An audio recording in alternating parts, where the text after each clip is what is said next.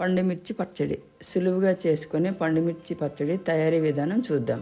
కావలసిన పదార్థాలు: పండుమిర్చి 1/2 కిలో, ఉప్పు 4 స్పూన్లు, వెల్లుల్లి పెద్దది, నూనె అరకప్పు, పెద్ద నిమ్మకాయ సైజ్ అంతా చింతపండు. పోపు కోసం శనగపప్పు, మినప్పప్పు, ఆవాలు, జీలకర్ర, ఎండుమిర్చి, వెల్లుల్లి, కరివేపాకు. తయారీ విధానం: ముందుగా మిరపకాయలు తొడుమలు తీసుకొని 2-3 సార్లు కడిగి కాటన్ క్లాత్తో తుడిచి 1 గంట సేపు ఫ్యాన్ కింద కానీ ఎండలో కానీ పెట్టుకొని ఆరనివ్వాలి.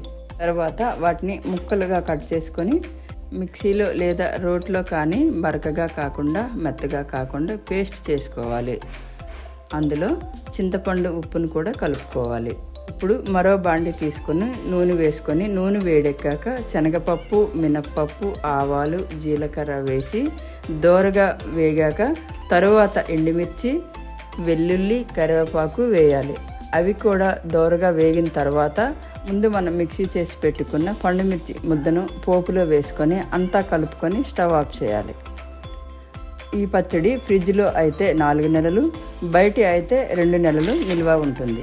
ఇలాంటి వంటలు మరియు ఆహారానికి సంబంధించిన ఆసక్తికరమైన అంశాల కోసం మన ప్రావీణ్య ఛానల్ని ఫాలో అవ్వగలరు.